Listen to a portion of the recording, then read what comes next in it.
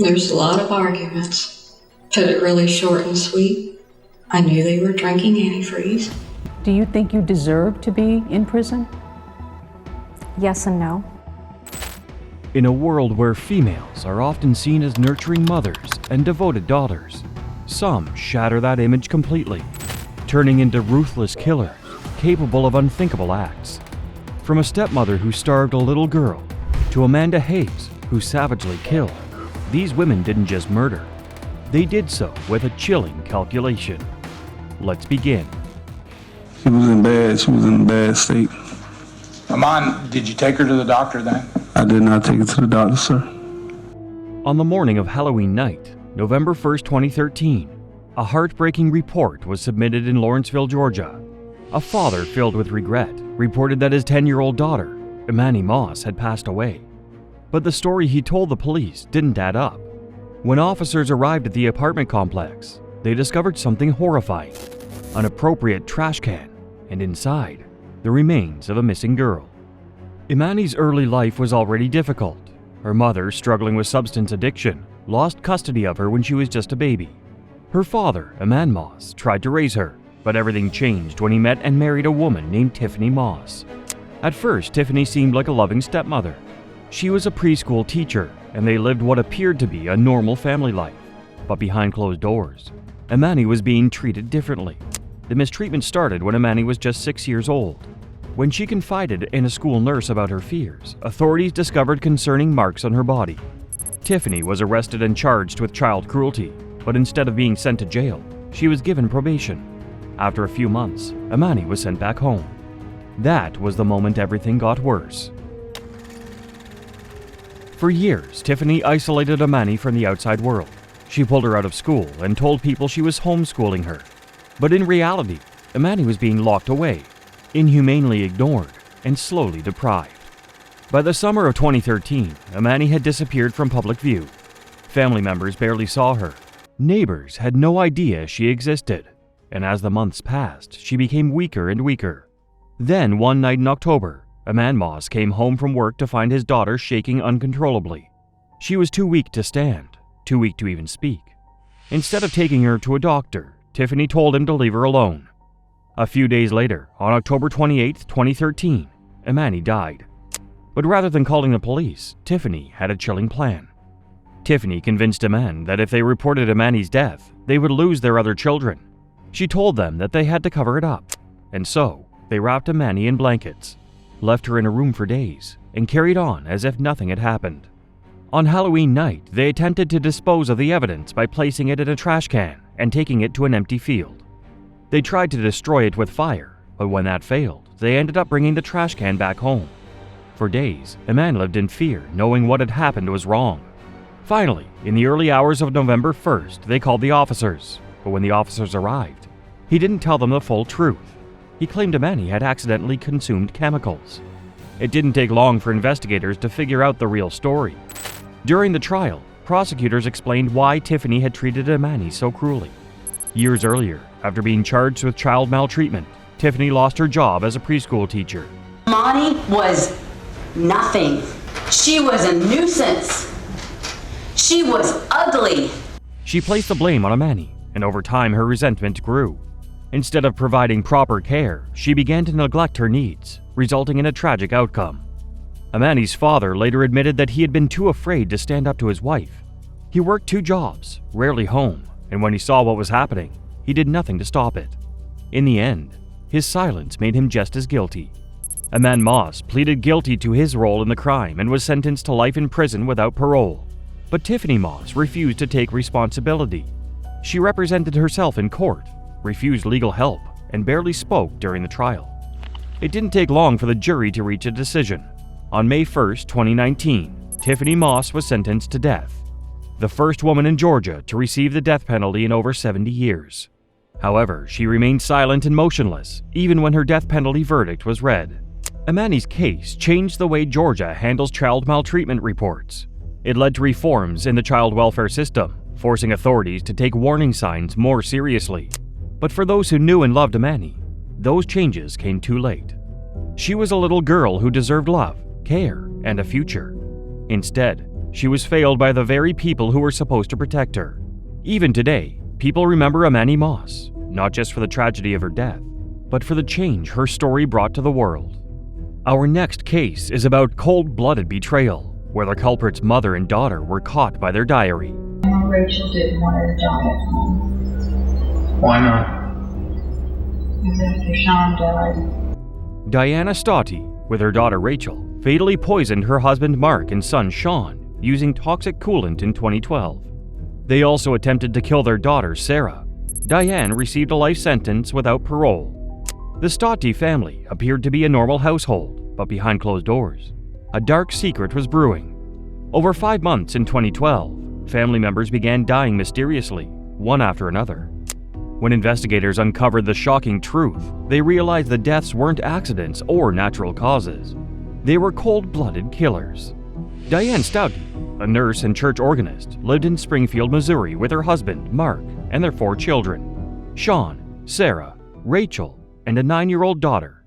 Diane was the family's primary provider, as Mark's career as a musician brought in little income. But something was disturbing about Diane. She had clear favorites. She adored her daughter Rachel, but viewed the rest of her family as burdens.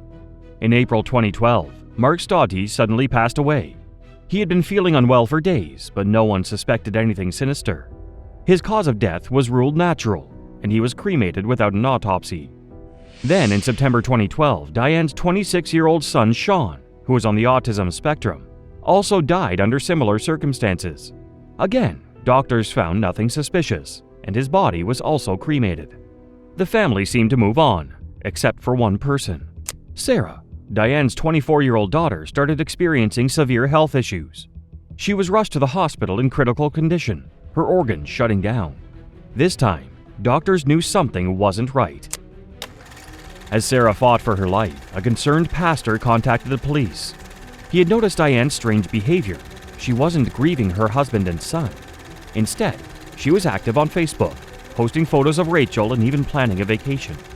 Investigators began looking into the case and quickly noticed a pattern. Mark, Sean, and Sarah had all shown similar symptoms before falling ill, symptoms that pointed to poisoning.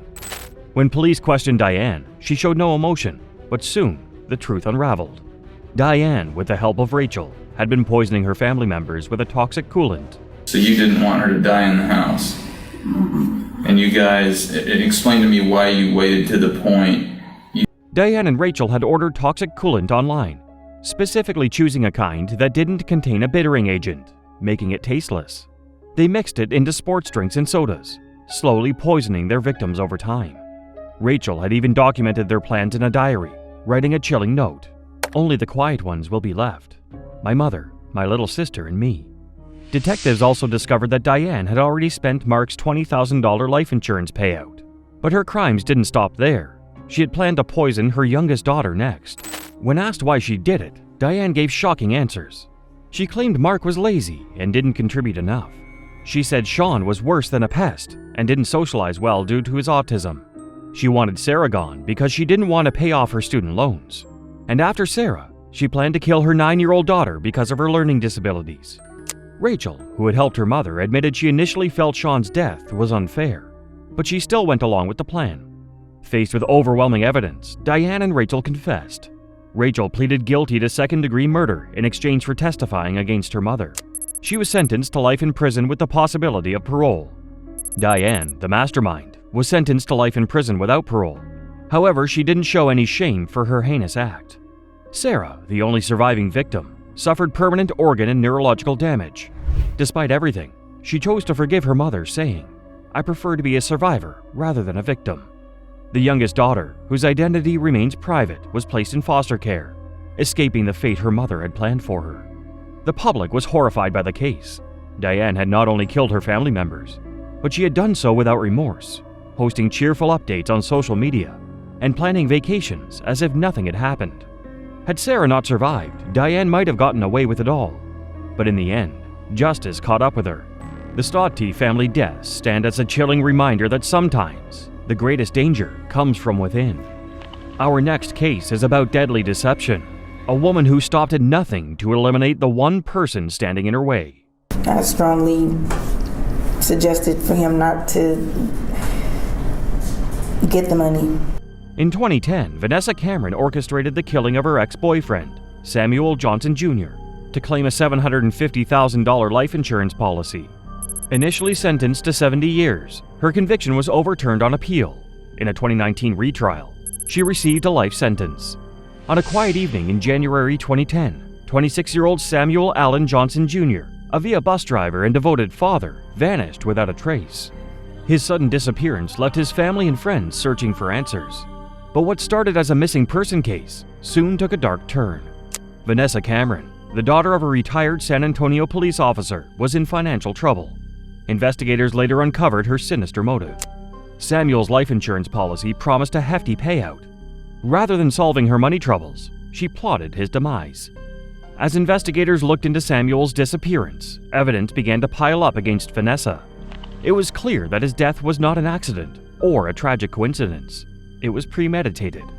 In 2012, Vanessa was convicted of his death and sentenced to 70 years in prison. However, a legal technicality during jury selection overturned her conviction in 2014, giving her a second chance at freedom. During her trial, Vanessa made a disturbing claim. She told the jury that Samuel wanted to die and that the attack was his idea. "I told him, yes, that was the best plan he'd ever come up with," she admitted. But prosecutors didn't buy it, and neither did the jury. In 2024, Vanessa Cameron was back in court for a retrial. This time, the evidence was even more damning. The jury listened as she tried once again to justify her role in the crime, but her own words betrayed her. With overwhelming evidence against her, Vanessa Cameron was sentenced to life in prison. Her previous 70-year sentence was nothing compared to the final verdict. She would now spend the rest of her life behind bars. However, she had no remorse for her act. The charge in this case is a murder charge. For Samuel's family, justice had finally been served. After years of court battles, they could finally find some peace knowing the person responsible for his death would never walk free again. This case is a chilling reminder that greed can drive people to commit unthinkable acts, but justice always prevails in the end. Our next case is about a ruthless act of revenge, a woman who pulled the trigger and never looked back. How many times did you shoot yourself? Until it would shoot no more. On May 15, 2012, in Delta, Alabama, a tragic event unfolded at a lakeside pier. Tracy Grissom, a 32-year-old mother of two, called an emergency after she shot her ex-husband, Hunter Grissom. She claimed it was self-defense, saying she feared for her safety because of past incidents. But as investigators looked deeper, they found conflicting details that led to an important question. Was this truly an act of self-defense, or was there another reason behind her actions? Tracy shared that Hunter had hurt her in the past, saying an incident 18 months earlier had left her feeling unsafe. She provided photos of marks and injuries, insisting they were proof of what she had endured. She believed that the justice system had failed to protect her, and on that fateful day, she felt she had no choice but to defend herself. However, as investigators reviewed the evidence, they noticed some contradictions. Medical reports from the past incident described her injuries as minor, and phone records suggested she had been active when she claimed to be unconscious. This raised serious questions. What happened between Tracy and Hunter? Name is Tracy? Yeah. Okay, you killed your husband? Ex-husband, yes. Initially, when investigators arrived at the location, after listing the emergency call, they found Tracy there. But when they dug deeper, they treated the case as a possible household chaos situation. But as they examined the details, they became uncertain about Tracy's version of events. She told police she had gone to Hunter's workplace to take photos for a legal matter. She claimed he moved towards her aggressively, which made her fear for her safety. However, forensic evidence showed that Hunter was unarmed, and the number of times she acted in defense seemed excessive. Additionally, the photos Tracy had used as proof of past harm. The sequence of images suggested changes that raised doubts about how and when the injuries occurred. During the trial, Tracy's account was closely examined. The prosecution argued that this was not a moment of fear, but rather a planned action. They pointed out how later she returned to the scene with a news crew and calmly described what had happened, showing little distress. Meanwhile, Hunter's family painted a different picture, insisting he was not the dangerous person she claimed. They presented phone records, hospital reports, and other evidence that cast doubt on her allegations. The jury faced a difficult decision. Was Tracy truly in danger that day, or was there another motive at play? Prosecutors believe that Tracy's true motive was financial and emotional. She and Hunter had been in a long legal dispute over money, and she had a significant insurance policy in place. Some argued that removing him from her life would not only end their conflicts, but also provide financial security. After carefully reviewing all the evidence, the jury found Tracy guilty of killing. She was sentenced to 25 years in prison. As soon as the verdict was read, Tracy got emotional and tears started to shed from her eyes. The outcome left many divided. Some believed she acted out of desperation, while others saw it as a carefully planned decision. The case of Tracy Grissom is a tragic reminder of how past conflicts and emotions can lead to devastating consequences. A man lost his life, a mother lost her freedom, and 2 children were left without their parents, leaving many to wonder if this tragedy could have been prevented. Our next case is about calculated cruelty. A woman who thought she could cover up a vicious crime and get away with it. Who are those letters from? Those letters are from Amanda Hayes. Okay, and they indicate on the envelopes that... On July 13, 2011, 27-year-old Laura Ackerson suddenly disappeared. She was a loving mother, caught in a difficult custody battle with her ex-boyfriend, Grant Hayes. At first, her disappearance was a mystery, but as investigators dug deeper, they uncovered a chilling story. Laura and Grant had a turbulent history. Though their relationship had ended, they remained tied through their 2 young sons. Their custody battle was intense, with Laura fighting to stay involved in their children's lives. Meanwhile, Grant had remarried Amanda Hayes, who, according to prosecutors, resented Laura and wanted her gone for good. When Laura failed to show up for work and stopped answering calls, her loved ones grew concerned. A missing persons report was filed, and the police immediately began searching for answers. 2 weeks later, a horrifying discovery was made. Laura's remains were found in a Texas creek near Amanda's sister's home. Her body had been dismembered, and investigators believed she had suffered severe injuries before her death. However, due to decomposition, the exact cause of death remained uncertain. As the investigation continued, suspicion fell on Grant and Amanda. The prosecution argued that both played a role in Laura's tragic death. Grant was arrested and charged with first-degree murder, while Amanda was initially charged as an accessory. Grant claimed that Amanda was responsible for Laura's death and that he had only helped to dispose of the body out of love for his wife. Meanwhile, Amanda insisted that she had no part in the crime and was forced to help out of fear. Prosecutors argued that Amanda resented Laura because of the ongoing custody battle between Grant and his ex. They claimed Grant and Amanda saw Laura as an obstacle and took drastic measures to eliminate her from their lives. However, Amanda's lawyers claimed she was not fully responsible for her actions because Grant controlled and influenced her. They argued that Grant was both dangerous and charismatic, which allowed him to manipulate Amanda into doing what he wanted. Essentially, she was a victim of his influence rather than acting on her own. The case went to trial, where 49 witnesses testified over 13 days. Amanda took the stand in her defense, but the jury ultimately did not believe her version of events. After 11 hours of deliberation, she was found guilty of second-degree murder. The judge made it clear Amanda had a choice. She could have done something to stop what happened to Laura, but instead, she participated. She was sentenced to 13 to 16 and a half years in prison, while Grant had already been sentenced to life without parole. During sentencing, Amanda apologized to Laura's family, saying she was deeply sorry. However, Laura's father did not believe her. He called Amanda a manipulator and said her words meant nothing. The case left many questions. Was Amanda truly a victim of Grant's influence? Or was she just as responsible? No matter what, the heartbreaking reality remained. Laura Ackerson's life was taken too soon, leaving behind 2 young children who would grow up without their mother. Up next is Elisa Baker, whose deception and actions led to a heartbreaking case that left a young girl voiceless and a community searching for justice. Of the 1,200 inmates here, Elisa Baker is the most hated. So much so, for her own protection, she spends her days in isolation. This little girl, a survivor who survives cancer, not once but twice, including bone and lung cancer. We know now that she is not only dead but dismembered. October 9th, 2010, Hickory, North Carolina. A frantic 911 call came in. 10-year-old Zara Baker was missing. Her stepmother, Elisa Baker, told police that Zara had been kidnapped. But as investigators arrived at the home, something felt off. Zara wasn't just any child. She had lost her left leg to bone cancer and wore hearing aids in both ears. Despite her struggles, she was known for her bright spirit and big smile. But now her room was empty, her prosthetic leg left behind. As the investigation unfolded, the truth became more horrifying than anyone could have imagined. Elisa Baker played the role of a devastated stepmother, pleading for Zara's return. But her story kept changing. Then, a major breakthrough. Police found a ransom note. It claimed Zara had been taken, but something was off. The writing was messy, rushed, and after forensic testing, it matched Elisa Baker's handwriting. The so-called kidnapping was a cover-up. Investigators turned their focus to Elisa and her husband, Adam Baker. But when they pressed Adam, he claimed he had no idea what happened to Zara. He believed Elisa had handled everything while he worked long hours.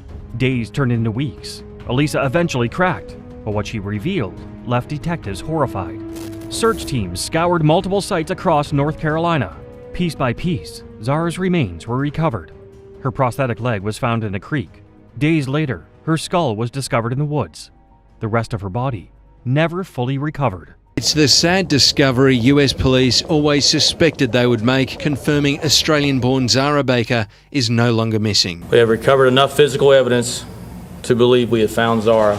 When Elisa was arrested, she showed no real emotion, no tears, no remorse, just a cold, detached demeanor. She blamed Adam for everything, but the evidence pointed at her as the mastermind. Elisa Baker had a long history of cruelty and manipulation. She had a trail of ex-husbands, financial fraud, and physical harm allegations. But with Zara, her cruelty escalated. Elisa resented taking care of a sick child, especially one that wasn't hers. Zara endured years of verbal and physical harm at Elisa's hands. In a shocking confession, Elisa admitted that Zara died accidentally in their home. But instead of calling for help, Elisa and Adam dismembered her body and scattered the remains across different locations to cover up the crime. Zara's final moments remain unclear, but one thing was certain: this was no accident. Elisa Baker struck a plea deal, avoiding a first-degree murder charge. Instead, she pleaded guilty to second-degree murder, obstruction of justice, and bigamy. Yes, she even lied about being legally married to Adam. Her sentence? 10 years. 10 years for a crime so heinous it shocked an entire nation. Zara's life was cut short, and her killer would walk free before she would even have graduated high school. There are no words to explain the hate I have for you. Zara Baker's biological mother, Emily Dietrich, called it an act of pure evil. Zara was pulled apart like some human puzzle and discarded like rubbish for wildlife to graze. The courtroom was filled with anger, heartbreak, and disbelief. Zara's biological mother, who lived in Australia, was inconsolable. The judge called Elisa's actions pure evil, but Elisa, she sat emotionless. No breakdown, no apology, just the same empty stare. The public was outraged. People demanded harsher punishment, saying Zara never got justice. Even after her release, Elisa remains one of the most despised criminals in North Carolina's history. Our next case is just as chilling. Rebecca Frick, a mother whose uncontrollable rage led to an unthinkable act. 24-year-old Rebecca Frick, emotional, being taken back into custody. The Erie resident is accused of trying to kill 38-year-old Michelle Muir by hitting her with her car. A summer night in Erie, Pennsylvania, turned into a scene of chaos when Rebecca Frick, a 24-year-old woman, let her rage take control. What started as a petty argument quickly escalated into something far more dangerous, an act of pure, reckless violence that left one woman dead in the middle of the street. It all began with an argument over a dog. Rebecca Frick and Michelle Muir, 38, got into a heated fight outside a home on Parade Street in August 2017. Witnesses later said the dispute spiraled out of control, with shouting echoing through the quiet neighborhood. But no one expected what came next. In a fit of rage, Frick stormed into her car, slammed the door, and turned the ignition. Michelle was standing in the street when Frick hit the gas, accelerating straight towards her. There was no hesitation. She plowed into Michelle with full force, sending her body flying across the pavement. Instead of stopping, Frick sped away, leaving the scene and Michelle bleeding out on the ground. By the time emergency responders arrived, it was too late. Michelle was pronounced dead at the hospital. The community was in shock. This wasn't a tragic accident. This was a murder. Frick didn't turn herself in. Instead, she tried to cover her tracks, acting as if nothing had happened. But witnesses identified her car, and police tracked her down within hours. When confronted, Frick showed visible remorse as she was taken into court, but that didn't take away the reckless crime she committed that night. She was charged with third-degree murder, homicide by vehicle, and leaving the scene of an accident. But as the trial began, her defense team argued that it wasn't intentional. claiming that Frick panicked and made a terrible mistake. The jury wasn't buying it. The evidence was undeniable. Frick had full control of her car. She had every opportunity to stop, but she didn't. When the verdict was read, the courtroom was silent. Frick was sentenced up to 40 years in prison for third-degree murder. She wouldn't be eligible for parole for at least 16 years. Her reckless decision had stolen a life, and now she would spend decades behind bars paying the price. Prosecutors argued that Frick's motive was fueled by uncontrollable rage and impulse. The fight had pushed her to the edge, and in a moment of fury, she chose to end Michelle's life rather than walk away. But the question remained, was this a crime of passion, or was Frick simply a dangerous person who had no regard for human life?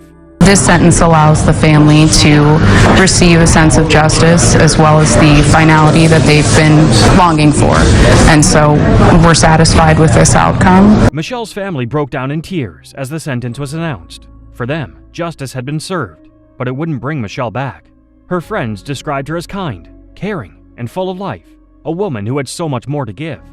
Now, all they had were memories.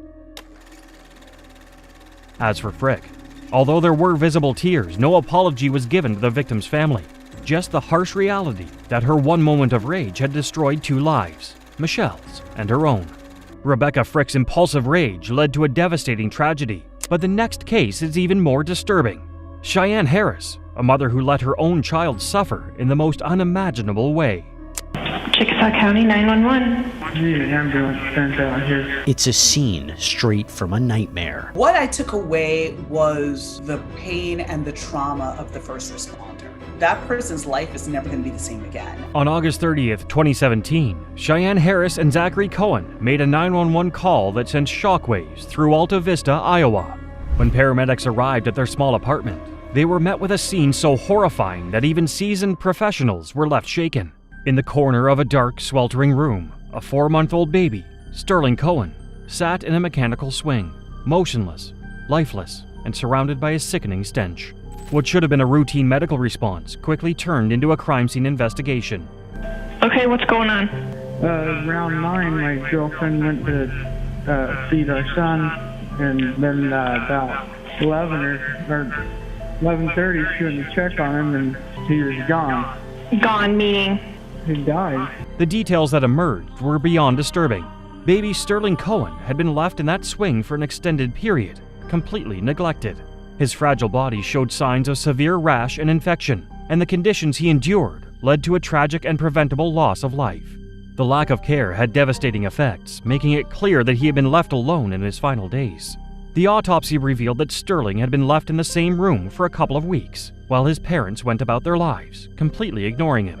But the most chilling part, Cheyenne Harris and Zachary Cohen lived in the same apartment. They had food, water, and electricity, yet they let their babies suffer and die in agony while they did nothing. What could drive a mother to such unimaginable cruelty? Prosecutors pointed to injected addiction. Harris and Cohen had a history of substance use, and authorities believed that Sterling's death was not due to ignorance, but complete neglect, fueled by addiction. Harris's defense team tried to claim that she was suffering from postpartum depression, but experts dismissed this, arguing that her deliberate neglect showed something far darker.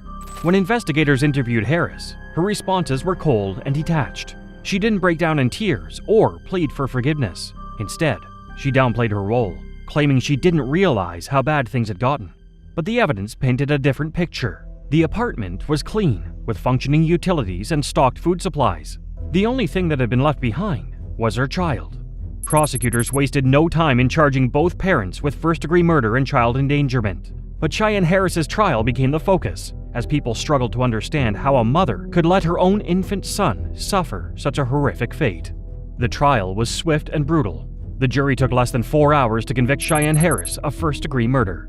She was sentenced to life in prison without the possibility of parole. We, the jury, find the defendant guilty of murder in the first degree. Her co-defendant, Zachary Cohen, was also found guilty and sentenced to life in prison. In the end, the judge did not hold back, stating that Sterling's death was one of the most disturbing cases the courtroom had ever seen. Harris, once a young mother with her whole life ahead of her, would now spend the rest of her days behind bars, haunted by what she had done. In court, Harris finally showed emotion, but only when confronted with graphic photos of her son's body. She sobbed, rocking back and forth as if reality had finally hit. But to the jury and the public, her tears were too little, too late. Sterling's grandparents, who had no idea how bad things had gotten, were devastated. The community was outraged, with people questioning how no one had stepped in sooner. But the truth was clear. Cheyenne Harris had every opportunity to save her son, and she chose not to. Her self-destruction was complete. Once a mother, now a monster.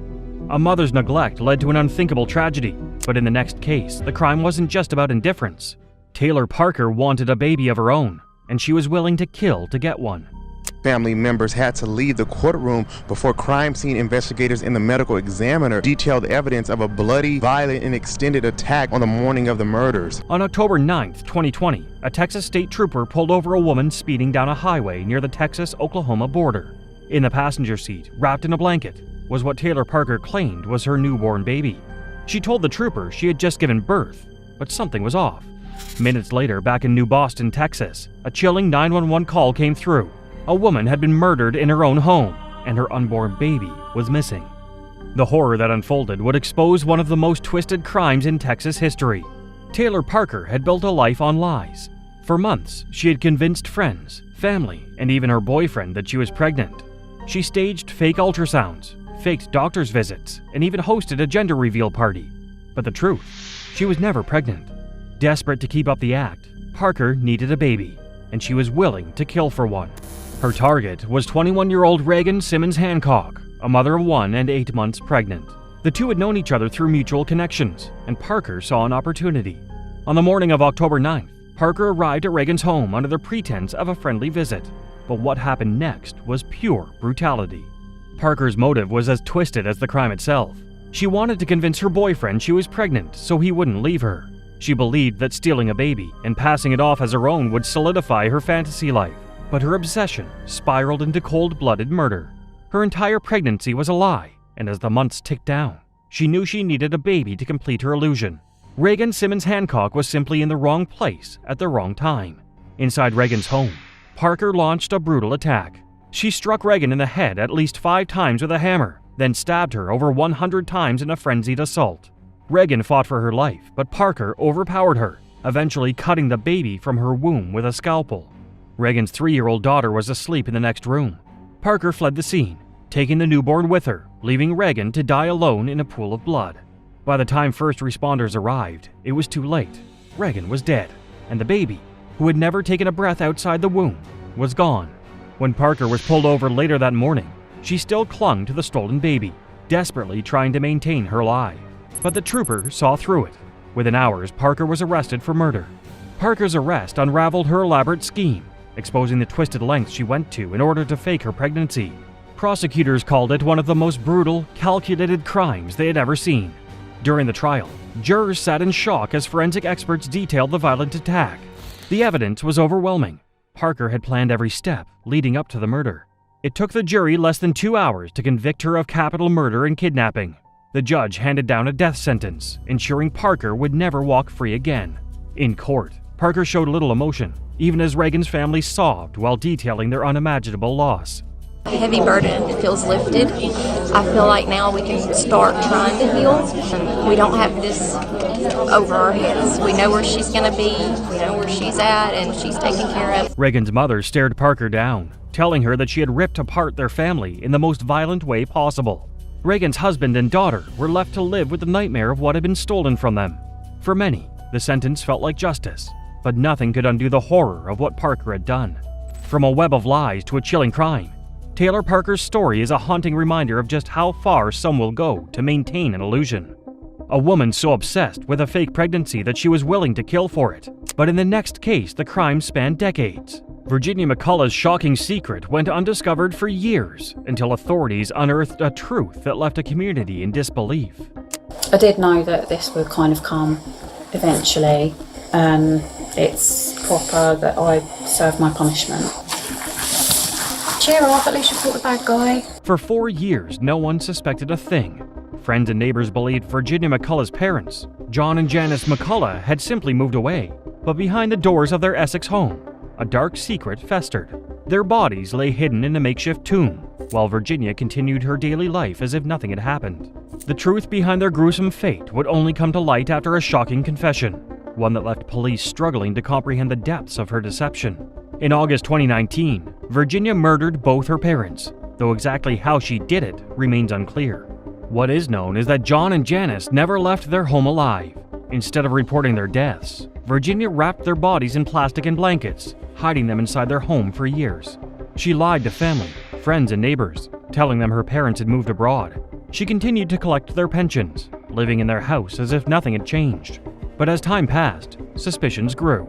Relatives hadn't heard from John or Janice in years, and when the police were finally called for a welfare check in September 2023, Virginia's secret unraveled. She greeted the officers at the door with a chilling statement: "You've caught the bad guy." Inside, police found the decomposed remains of her parents, wrapped and hidden inside the home. Virginia McCullough's motive was a twisted mix of control, financial gain, and resentment. She had become dependent on her parents' money, relying on their pensions and savings to fund her life of deception. But there was more than greed driving her actions. Investigators discovered that Virginia had a history of conflict with her parents. Reports suggested that she resented their authority and felt trapped under their control. To her, their deaths weren't just about money, they were about freedom. By eliminating them, she was able to live her life on her own terms, without restrictions, without accountability, and without anyone questioning her. With her secret exposed, Virginia was arrested and charged with 2 counts of murder. In court, the disturbing details of her crime were laid bare. The prosecution painted a picture of a woman who had coldly planned the cover-up, deceiving everyone around her while living among the bodies of her victims. Her defense argued that mental health struggles played a role, but the jury wasn't convinced. Virginia McCullough was found guilty of both murders and sentenced to life in prison. For years, she had pretended her parents were still alive, but in the end, justice caught up with her. In the courtroom, the weight of the truth finally crashed down. Relatives of John and Janice were left stunned by the sheer horror of the crime. The idea that Virginia had lived for years with their bodies, lying to everyone she knew, was almost too much to process. To many, she wasn't just a murderer, she was a master manipulator, capable of keeping up a chilling charade for nearly half a decade. For her parents, there were no goodbyes, no final words, only a betrayal by the daughter they had raised. Up next, Sante Kimes, a con artist and killer whose life was marked by deception, greed, and ruthless ambition. Her crimes, committed alongside her son, exposed a chilling mother-son criminal partnership that shocked the nation. Trail that's been given about us. The media has so far portrayed us totally like we are not. We're just a mother and son. Sante Kimes, known as the Dragon Lady, was a notorious figure in the world of crime. Born in 1934, she led a criminal life filled with theft, fraud, arson, and ultimately, murder. Alongside her son, Kenneth Kimes Jr., she was involved in a series of heinous crimes that spanned many years. Their most notorious crime was the murder of Irene Silverman, a socialite from New York City, but their criminal activities didn't stop there. Sante's journey started with minor crimes and escalated to serious offenses. Sante used her charm and manipulation to convince people to assist her in her illegal activities, including her son, Kenneth Jr. Together, they were responsible for several murders. The turning point in their criminal lives came when Kenneth Jr. confessed to multiple murders. After years of dodging authorities, their web of lies began to fall apart. The FBI and other law enforcement agencies connected them to various crimes, including the murder of David Kasdan, another victim whose death was also orchestrated by Sante. Kenneth Jr. eventually reached a plea deal, agreeing to testify against his mother in exchange for a lighter sentence. Their trial for the murder of Silverman revealed the full extent of their crimes, and both were convicted of multiple charges, including murder and conspiracy. You were sharing the apartment with your mother? Absolutely. Absolutely. In 2000, Sante and Kenneth Jr. were sentenced to life imprisonment for the murder of Irene Silverman, as well as other crimes. Sante was sentenced to life without parole, plus 125 years, while Kenneth Jr. received a similar sentence. The trial brought to light not just the murder of Silverman, but also their involvement in other heinous acts like forgery, robbery, and arson. Despite their conviction, Sante continued to deny her involvement, blaming the authorities for framing her. She spent her remaining years in prison, where she died in 2014. Trust me, it can happen to you. It can happen to your mother. It could happen to your son. We have done nothing wrong. The police overreacted. They are framing us. The case of Sante and Kenneth Kimes is both chilling and heartbreaking. The sheer cruelty of their actions, particularly the way they manipulated those around them, left a lasting impact on the families of their victims.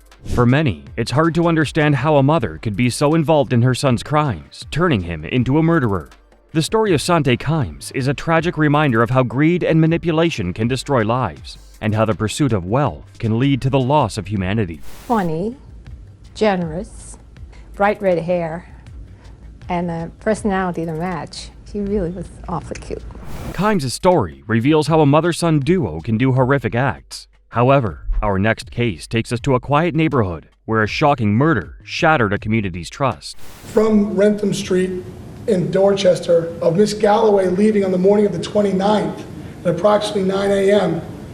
with a can of bleach. In 2017, a quiet neighborhood in Needham, Massachusetts became the backdrop for a horrifying crime. 51-year-old Tammy Galloway was convicted for the murder of her 81-year-old neighbor, Laura Shifrina. The murder occurred in Shifrina's apartment, and the details of the case were both tragic and shocking. On May 28, 2017, Laura Shifrina was last seen alive, going about her daily life as a retired scientist. However, just days later, her daughter discovered her body in her Linden Street apartment. Shifrina had not shown up for an event that evening, raising alarm among her family and friends. As authorities investigated, they discovered that Shifrina's apartment had been ransacked. Items like her car, wallet, cell phone, and jewelry were all gone. It seemed clear that something sinister had taken place. The jury says there is enough evidence now to move forward with the case against a woman who's accused of killing her elderly neighbor in Needham. The investigation uncovered a chilling series of clues. Shifrina's 2011 red Ford Fiesta was found abandoned with the keys still in the ignition, but the interior reeked of bleach. Surveillance footage from May 29th showed Galloway and a relative near the car, holding a bottle of bleach, suggesting a desperate attempt to cover up the crime. It was then that the horrifying truth came to light. Galloway had brutally stabbed Shifrina to death in her apartment, likely in a robbery gone wrong. Driven by greed, she stole Shifrina's cash, jewelry, and car, hoping to get her hands on the $3,000 Shifrina had saved for a dental procedure. Police investigating a death of an 81-year-old woman found inside her apartment with what's being called sharp trauma. Authorities are investigating this as if it is a homicide. After a tense trial, Tammy Galloway was found guilty of first-degree murder, armed robbery, and larceny. The case culminated in an emotional sentencing hearing where Shifrina's daughter spoke out. Galloway was sentenced to life in prison without the possibility of parole. During her sentencing today, Tammy Galloway apologized to the daughter and grandsons who stole money from her and then stole her car. The case sent shockwaves through the community. The realization that someone from their neighborhood was capable of such a ruthless act was deeply unsettling. The anguish of losing a loved one in such a violent manner extended beyond Shifrina's family, leaving the entire town shaken. As for Galloway, her crimes have ensured that she will spend the rest of her life behind bars, forever marked by her unforgivable actions. A former scientist. Everyone in this community has been on the edge of their seat until the police had apprehended whoever this... So happy. I'm happy now. The murder of Laura was a senseless act of greed. The next case isn't just about murder. It's about cruelty so extreme, it left an entire state horrified. Now, the second disappointment was the love letters. The accused person discovered that the disease was still keeping many years after he broke up with the former girlfriends. In 2015, Ruth Kamande's life changed forever. She was arrested and charged with the murder of her boyfriend, Fareed Mohammed. Ruth stabbed Fareed 25 times during a violent argument, and the case shocked the entire nation. In 2015, Ruth Kamande and her boyfriend, Fareed Mohammed, got into a heated, tragic argument.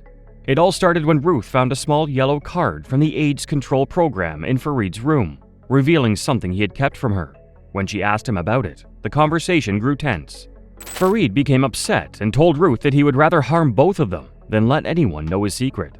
The situation quickly turned dangerous, and Ruth felt scared for her life. They fought for control in the middle of the struggle, and a kitchen knife fell between them. Desperate to protect herself, Ruth acted in fear and overpowered Fareed during the chaos. The tragic incident ended with Fareed losing his life. Police quickly launched an investigation, gathering evidence from the crime scene, witness testimonies, and Ruth's account. As they pieced together the events of the violent altercation, Ruth was arrested shortly after. In court, she claimed she had acted in self-defense. That the accused committed the offense and had acted on purpose. Kamande, who was later crowned Miss Langata Women's Prison, had appealed the sentence. In 2018, Ruth Kamande's life reached a heartbreaking turning point. She stood before the court, facing the consequences of her actions. despite sharing her story and explaining that she acted in self-defense during a moment of fear and danger. The judge found her guilty of murder. The courtroom fell silent as the judge announced the sentence: death. Although Ruth gives no reaction at the time of the sentence announcement. With the clear intention to cause him pain, suffering, and death, and I've taken into account, I want young people to know that it is not cool to kill your boyfriend or girlfriend. The decision sparked a wave of public debate. Some people felt sympathy for Ruth, believing she had acted to protect herself from harm. Others saw her actions differently and felt justice had been served. The case became widely discussed, with many questioning how the justice system should handle situations involving household conflicts and self-defense. After further review, Ruth's sentence was reduced from death to life imprisonment. Although she would spend the rest of her life behind bars, her story was not over. The experience marked the darkest chapter of her life, but it also became the beginning of a new path, one where she sought to grow, learn, and find a new purpose, even from within prison walls. Ruth's story didn't end there. While serving her sentence at Community Maximum Prison, she found a new path. She enrolled in law studies through a program by Justice Defenders, an organization that helps inmates and communities gain legal knowledge. In 2024, Ruth graduated with a law degree from the University of London. She shared her achievement with other inmates and wardens during a special ceremony, saying, "We're not only here to celebrate graduates, but people who have transformed and proved that something good can come out of prisons." The resolution of Ruth's story is bittersweet. She remains behind bars, serving a life sentence. She now uses her education to help fellow inmates navigate the justice system. Ruth has also appealed her case to the Supreme Court, hoping for a chance to tell her side of the story again, this time with the knowledge of the law on her side. Her journey brings a mix of emotions, sadness for a life lost, but also hope that even in darkness, people can find redemption and a new purpose. Ruth's tragic yet complex case left the world in turmoil. Our next case reveals how someone can be labeled a serial killer and spend years fighting to prove their innocence. In corso, alla luce anche delle motivazioni della Suprema Corte di Cassazione, e quindi esprimiamo una soddisfazione che è di tipo professionale processuale. Daniela Poggiali was an Italian nurse accused of killing 38 of her patients. The case stirred a lot of controversy and shocked many. However, in 2021, after a thorough reanalysis of the hospital's mortality data, it was found that the statistics used to charge her were flawed. This led to Daniela's acquittal and eventual freedom. Daniela's life took a drastic turn when the prosecution relied heavily on hospital mortality data and the controversial photo, interpreting it as evidence of Daniela's guilt. However, after her conviction, doubts began to surface regarding the validity of the data used to support the charges against her. The investigations, once thorough, failed to account for certain inconsistencies in the statistics, raising questions about whether the case against Daniela had been built on flawed assumptions. The charges were severe, and as a result, Daniela was disbarred and spent over 1,000 days in prison. One of the key points of contention was a photo she took with a 102-year-old patient who passed away, which some interpreted as suspicious. The accusations painted Daniela as a serial killer, and she was thrown into a lengthy and painful legal battle. She was sentenced to life imprisonment after being found guilty of their murders. However, she showed no remorse because somewhere she knew she was not a killer. È stata quindi accolta la richiesta del procuratore generale di annullare con rinvio l'ultima sentenza. After spending over 3 long years behind bars, Daniela's life took a surprising turn. Her case, which had shocked many, was revisited. It all started with a deep dive into the hospital mortality data. Experts reanalyzed the numbers, and what they discovered were hidden factors that challenged the original conclusion about Daniela's involvement in the deaths of her patients.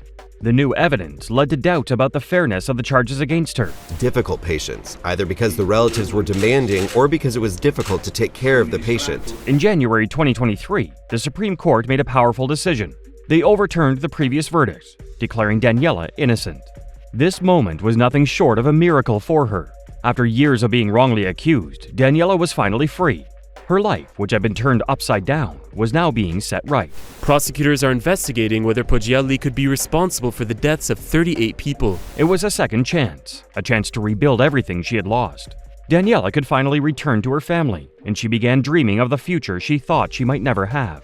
Despite the immense pain and confusion she had endured, she remained confident in her skills as a nurse. With her name cleared, she hoped to go back to her nursing career, where she had once felt a sense of purpose. Daniela's story is one of resilience and hope. After enduring years of hardship, she now looks forward to rebuilding her life and career. The emotional toll of being wrongly accused and imprisoned is clear, but Daniela's determination to regain her freedom and continue her work as a nurse shows her strength and optimism for the future. Daniela Poggiali spent years behind bars for crimes she didn't commit, but the next case reveals the darkest depths of human cruelty. She was so skinny that she didn't have anything on her. She was just skinny, and she just looked. Angela Darlene McAnulty's heartbreaking story began in 2009 when her 15-year-old daughter, Jeanette Maples, was discovered unresponsive in their Eugene, Oregon home. Jeanette was severely lean and dehydrated, with multiple injuries. The emergency room physician who treated her described it as one of the most serious cases of neglect they had ever encountered. In 2011, Angela was convicted of the unimaginable crime of killing her 15-year-old daughter, Jeanette. She had suffered severe mistreatment, and the discovery of her lifeless body left a community in shock. Angela's guilty plea to aggravated murder led her to being sentenced to death, a decision that deeply affected everyone involved. Says he hopes a new trial will end with McAnulty spending the rest of her life in prison. Authorities rushed to the Eugene, Oregon home, but sadly, 15-year-old Jeanette was already gone. Medical examinations revealed that she had suffered from severe neglect and with clear signs of mistreatment. Investigators quickly focused on her mother, Angela, who was arrested and charged with aggravated murder. In 2011, Angela admitted to the crime, pleading guilty and accepting her punishment without a trial. Over the years, however, the case took unexpected turns. Angela's legal team argued that her original attorneys had not represented her well, and this led to a series of appeals. As time passed, Oregon's legal system changed. In 2019, new laws were passed that reduced the penalties for certain crimes, including child murders involving extreme harm. This change in legislation opened the door for a reconsideration of Angela's sentence. After years of legal battles and emotional struggles, a new agreement was reached. Instead of staying on death row, Angela was resentenced to life in prison without the possibility of parole, the maximum sentence allowed under the new laws. As the verdict was read, she started crying. Judge Pratt says her defense team was rushed and unprepared when they took up McNulty's case. Though justice was served, the pain of Jeanette's tragic story remains a heartbreaking reminder of the horrors a child can face and the difficult journey families go through to find justice. Angela McAnulty, once the only woman on death row in the state, now faced a life sentence instead. Though she would never be released from prison, it did not erase the anguish of the crime she committed or the suffering it caused those who loved her daughter, Jeanette. Additionally, Angela's former husband, Richard McAnulty, was also involved in the tragic murder by mistreatment. He too was sentenced to life imprisonment without the possibility of parole. While this legal resolution brought a sense of justice, it couldn't undo the suffering Jeanette endured. In July 2021, Angela's sentence was re-examined, leading to a significant change. Her death sentence was canceled, and she was resentenced to life imprisonment without the possibility of parole. This was the harshest penalty allowed under a new Oregon law addressing cases of extreme mistreatment. With both the legal system and legislature taking action, her new sentence was finalized, ensuring she would spend the rest of her life in prison with no chance of release. This case leaves a sense of deep sadness and anger, not only because of the extreme cruelty suffered by Jeanette, but also because of the long and painful journey her family had to endure for justice. While Angela McAnulty's sentence was altered, it doesn't change the tragic reality of a child lost in such a devastating way. The emotional toll of this case will forever affect those who knew Jeanette and all who followed the details of her story. Up next, Reginald Lofton, a teenager whose actions turned a robbery into a brutal murder. What led to this deadly encounter, and how did the justice system respond? Jury found the defendant in the second count, felony murder, guilty. We, the jury, found the defendant in the third count, felony murder, guilty.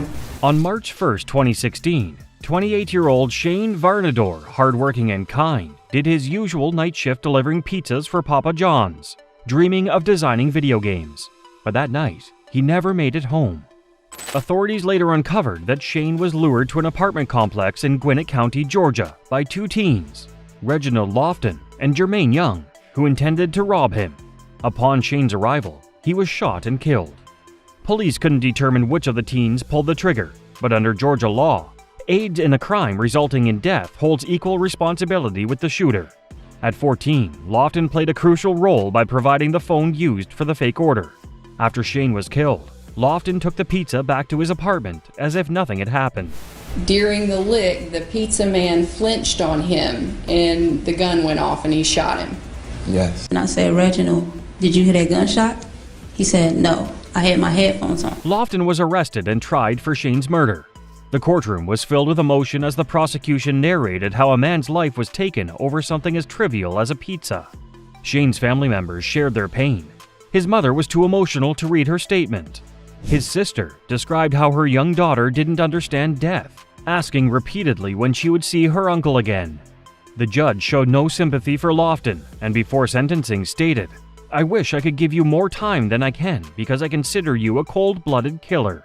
I hope you never leave prison."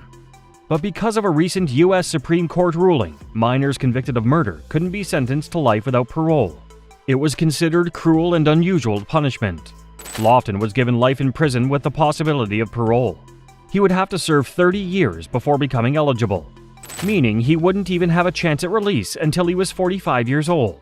As the verdict was read, tears streamed from the defendant's eyes. A teen that young, 14 at the time of the crime, to be sentenced to life without parole. Before sentencing, Lofton's sister pleaded for clemency, saying, "Instead of throwing him under the jail cell, give him a second chance." That my brother do deserve a second chance at life instead of throwing him under the jail cell. Lofton faced numerous struggles growing up. After losing his mother, his father was deemed unfit to care for him, leaving him under his sister's care. He had already encountered legal troubles and experienced too much violence for his young age. When it was his turn to speak, Lofton initially refused. However, before the judge made the final decision, he hesitantly said, "I just want to say I'm sorry for your loss, but I did not kill your son. I wasn't the shooter. That's it, Judge." Regardless of whether Lofton pulled the trigger, the fact remained. Shane Varnador was gone. A hardworking man, a loving son, and a devoted brother had lost his life over something senseless. His family was left with heartbreak that would never fully heal. And I can't imagine what my life's going to be like. I'm sorry. Lofton was given a second chance with parole in his sentence, yet Shane never had that opportunity. His family continues to grieve a life that could have been, all because of a single pizza delivery call that went terribly wrong. A young man lost his life over a pizza delivery. The next case shows how a trip to the mall turned into a nightmare when a petty argument spiraled into deadly violence. I know and understand what I did was wrong, but I accept full responsibility for my actions. I was saying I'm sorry, but saying I'm sorry, it's not only what I've done. Just 2 days before Christmas in 2022, a time when families are engrossed in holiday preparations, a tragic event left one family forever altered. That evening, inside the Nordstrom store at the Mall of America, 19-year-old John Tay Hudson lost his life in an act of cruel violence. An argument erupted between two groups of young men within the mall, quickly escalating into deadly violence. During the fight, John Tay was tackled to the ground. At that moment, 19-year-old Tayshawn Adams Wright and his accomplice, Lavon Longstreet, drew firearms and shot John Tay multiple times at point-blank range. A woman shopping with her daughter also sustained injuries from a stray bullet, causing the mall to go into lockdown as shoppers fled in terror. Upon officers' arrival, John Tay was found with fatal gunshot wounds on the floor. Despite attempts to save him, he did not survive. Surveillance footage led investigators to identify the suspects. Following an intense manhunt, Adams Wright and Longstreet were arrested, each charged with second-degree murder and second-degree assault. Months passed until Adams Wright surprised everyone in court by openly admitting to killing John Tay. When questioned by his lawyer on the circumstances of the shooting, he responded, "Yes," but afterward expressed remorse for his actions. I want to apologize for bringing pain and suffering to the victim family, also to the lady who got shot. Subsequently, the judge sentenced Adams Wright to 30 years in prison. Longstreet's trial is still pending, though he faces a similar outcome. My head around this, no one who hasn't gone through what you're going through can. It's 30 years and 7 months. No. For John Tay's mother, Lynn, no sentence could ever bring her son back. She expressed her heartbreak, saying, "His parents will still have him. They can visit him, write to him, talk to him, but my son is gone forever." Her sister also mentioned in an interview, "Everybody loves him. He was a people person." She described John Tay as a loving and vibrant young man whose life was stolen far too soon. He was funny, sometimes quiet, Like, everybody loved him. He was a people person. Bullet wound or something. I didn't think that nothing too serious about it. An innocent mall visit ended in tragedy, altering a family's destiny. The senseless act of violence taking Jonte's life inflicted a deep wound on his family and their surrounding community.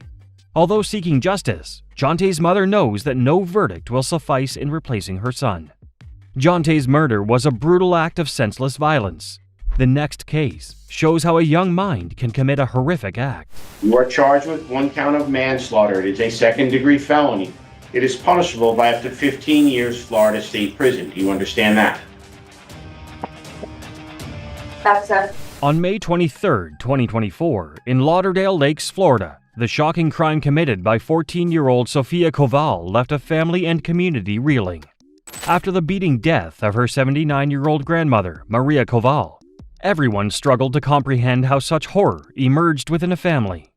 The day of Maria's tragic death, an emergency call led authorities to the Koval residence, where they discovered Maria unresponsive, with no hope of revival. Their investigation soon concluded that the perpetrator was her own granddaughter, Sofia. Family members struggled to understand how Sofia, once the bright and gentle girl of their family, could have done this. At just 14 years old, Sofia was taken into custody and placed in juvenile detention. At first, it seemed like her case would be handled in the juvenile system, but prosecutors soon had a different plan. On October 1st, prosecutors made a bold decision. Sofia would be charged as an adult with manslaughter. She was transferred from juvenile detention to the Broward County Jail and placed in protective custody. The courtroom was tense as a judge ruled that there was enough evidence to proceed with the case.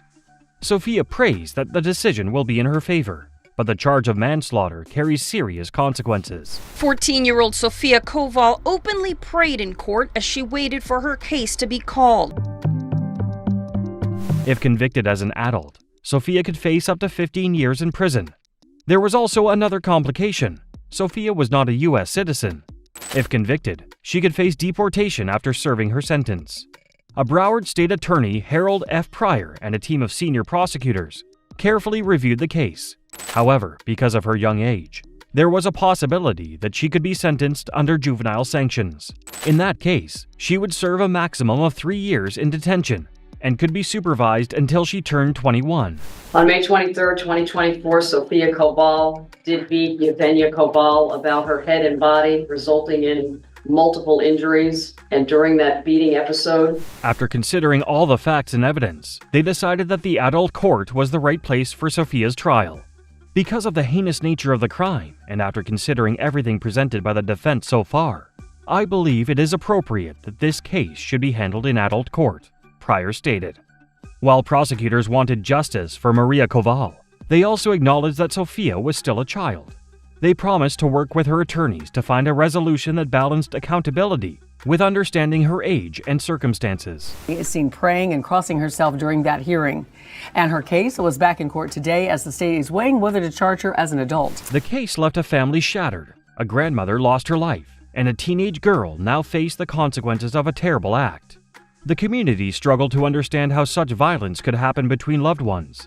Judge Elizabeth Scherer also said it's a difficult decision. Hold a 14-year-old in secure detention is very, very difficult under the law. Even when juveniles commit, first-degree felonies, robbery, kidnapping. Sofia's case shows that even family ties can be broken by violence. However, the next case reveals a sinister plot that would take the life of a promising college student. These are 14 and a 13-year-old boy. We should all remember that. Family, including Tessa Major's father, silently left court. On a cold evening in December 2019, Tessa Majors, an 18-year-old Barnard College freshman, strolled near Morningside Park, Manhattan, harboring dreams and ambition. With life and opportunity in her hands, the few minutes ahead would, unfortunately, see them extinguished. Shortly before 7 p.m. on December 11th, 3 teenagers came into the park with one intention: to rob someone. Past deeds lay behind, but tonight, everything would change. They observed Tessa engrossed in her phone, making her their target. As Rashawn Weaver seized her from behind, Luciano Lewis restrained her, searching her pockets. But Tessa wasn't going to give up easily. She fought back, even biting one of the attackers on the finger. That's when everything changed. Enraged, Weaver pulled out a knife and stabbed Tessa multiple times. One of the wounds pierced her heart. Even after being attacked, Tessa struggled to get away. She managed to climb up a flight of stairs near the park entrance, desperately trying to find help. At the top of the stairs, a security guard found her collapsed and bleeding. She was rushed to the hospital, but it was too late. Tessa Majors was gone.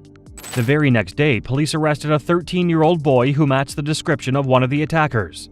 He was wearing clothes and sneakers similar to those seen in surveillance footage. During questioning, he confessed that he and his friends had planned the robbery, but claimed he wasn't the one who stabbed Tessa.